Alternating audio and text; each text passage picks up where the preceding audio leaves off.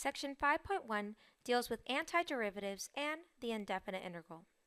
So in math, we have operations that undo each other, opposite operations. For example, addition and subtraction are opposite operations, they undo each other, multiplication and division, etc. So the reverse of finding a derivative, in our case, is going to be called finding the antiderivative of a function. So the antiderivative is going to be what was the original function that ended up giving you this derivative. So we say a function, capital F, is the antiderivative of little f on an interval I if the derivative of capital F is equal to f of x for all x's in that interval. So let's kind of see what's going on here. So let's say that capital F of x is equal to 1/3 x cubed minus 2x squared plus x minus 1. And we're saying that this guy here is an antiderivative for the function f of x equals x squared minus 4x plus 1. Why is that true? Well, according to this definition, f would be an antiderivative of little f if we take the derivative. Well, let's take the derivative here. So 1/3 times 3 is just 1, so that's x squared minus 4x plus 1. So if the derivative of capital F is equal to little f, well, are these two equal to each other? Yes, they are. So capital F of x equals 1/3 x cubed minus 2x squared plus x minus 1. This is an antiderivative of this function. But what if I gave us this for a capital F? What if I said 1/3 x cubed minus 2x squared plus x plus 7? Would that be an antiderivative? Well, yes, it would. Why? Because again, if we took the derivative of this function, capital F prime of x, we'd still get that x squared minus 4x plus 1. What if we said that capital F of x is 1/3 x cubed minus 2x squared plus x minus e? Would we get the same result? Yes. Why? Because again, the derivative of this function, capital F prime of x, is still going to be x squared minus 4x plus 1. So notice, for every single one of these, the only thing that I changed, minus 1 plus 7 minus e, is that constant. So the only thing I changed there is that constant. So integration is the process to find antiderivatives. So when we do integration, we find the antiderivative of a function. So the integral of f of x dx, so again, this is the indefinite integral of f of x with respect to x, equals f of x plus c. This c here is going to be called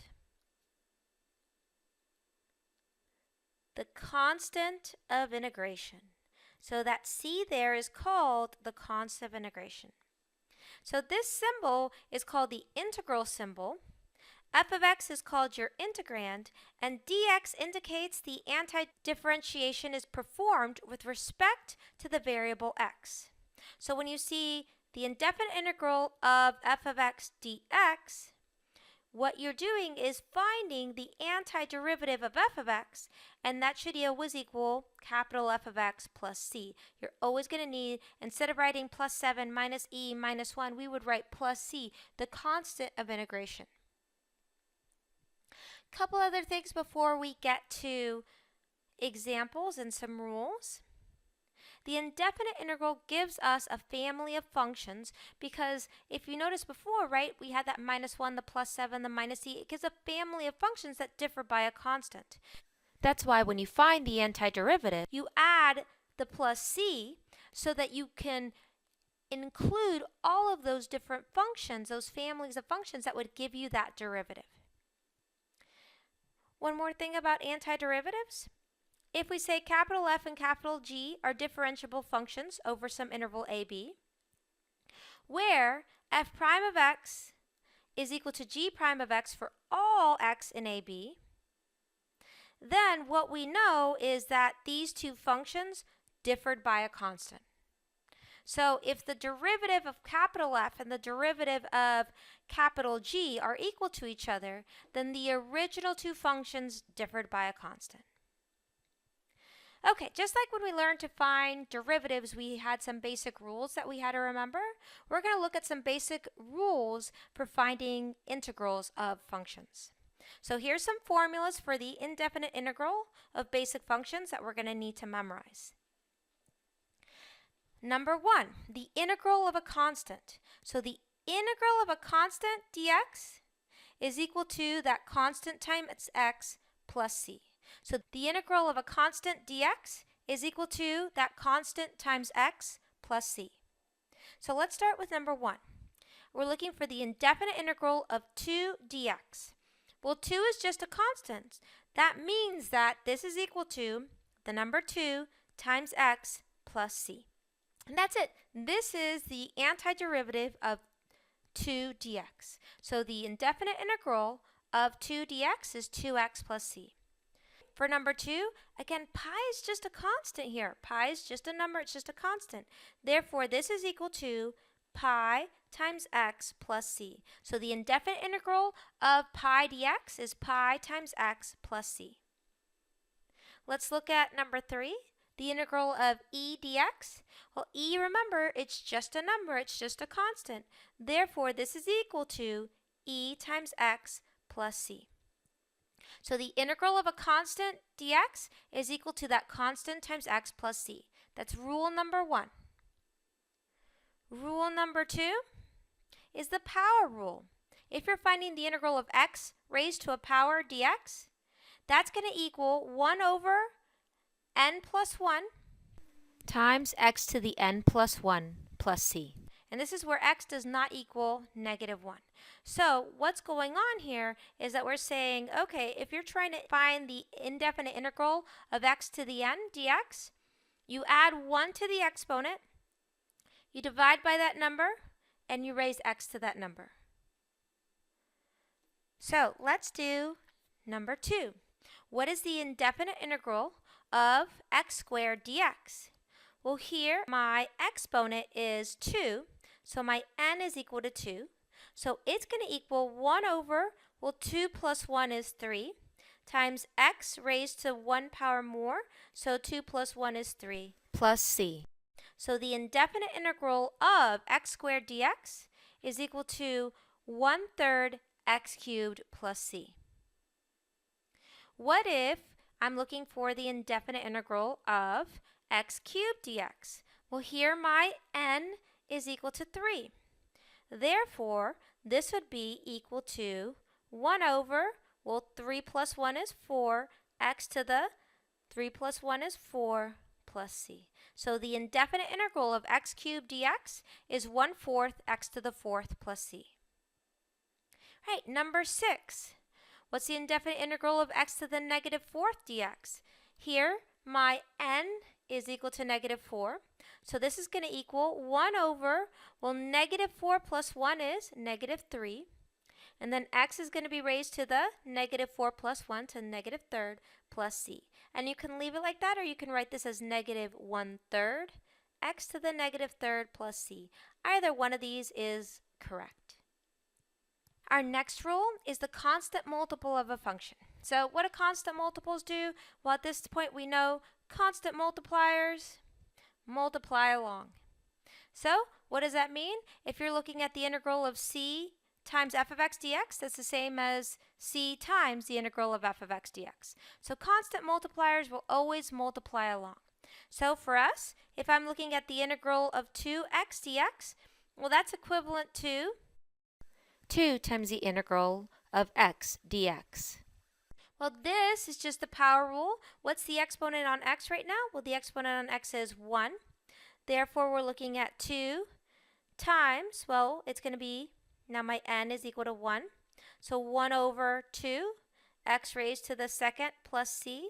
And all I could do here is pretty much clean this up. Well, 2 times a half is going to end up being just 1. So this is just x squared plus c. So the indefinite integral of 2x dx is x squared plus c. Now, this is probably the only time I'll show this step, because again, constant multipliers multiply along, so we can just skip to this step here. Let's look at example 8. Well, example 8, 5 is my constant multiplier. Remember that multiplies along. Therefore, I say this is equal to 5 times, and then it's going to be 1 over, well, this is my power rule again. My n is equal to 2/3. So I need to figure out what is 2/3 plus 1. So 2/3 plus 1, make this into a fraction, is 5/3. So this is going to be 1 over 5/3 times x raised to the 5/3 plus c. So now on a calculator, let's just figure out what 5 times 1 over 5/3 is. So on my calculator, I'm just going to say 5 times 1 divided by 5/3. And I end up with the number 3. So therefore, this is equal to 3x to the 5/3 plus c. Let's look at number 9. We have the integral of 2 over x squared dx. I haven't taught you how to deal with division, so what we need to do is we need to rewrite this. We should always rewrite first, just like we did when we were taking derivatives. So what's another way of writing this? This is equivalent to 2 times x to the negative second dx. Well, now I know I'm just using my power rule because my n is going to equal negative 2, and then I have a constant multiplier. Therefore, this is 2, and then negative 2 plus 1 is negative 1, and then this is x to the negative first plus c. And so then if I multiply 2 times 1 over negative 1, I end up with negative 2 x to the negative first plus c. So the indefinite integral of 2 over x squared dx is negative 2 x to the negative first plus c. Our next rule, the sum rule, basically is just letting us know that we're allowed to integrate a term at a time. So just like we were allowed to take the derivative of a term at a time, we're allowed to integrate a term at a time. So let's look at the indefinite integral of x squared plus x to the negative third dx. So again, we're allowed to take this a term at a time. Well, here my n is equal to 2, so this is going to equal 1 over 3x to the third plus, well, for my second one, there's no exponent there, so I know it's a 1. So here my n is equal to 1.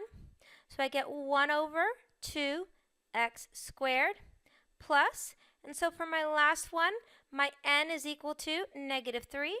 So I get 1 over, well, negative 3 plus 1 is negative 2, x to the negative 2, and then at the very end, I write plus c. I don't need to write plus c with every single term. I just write plus c at the very end.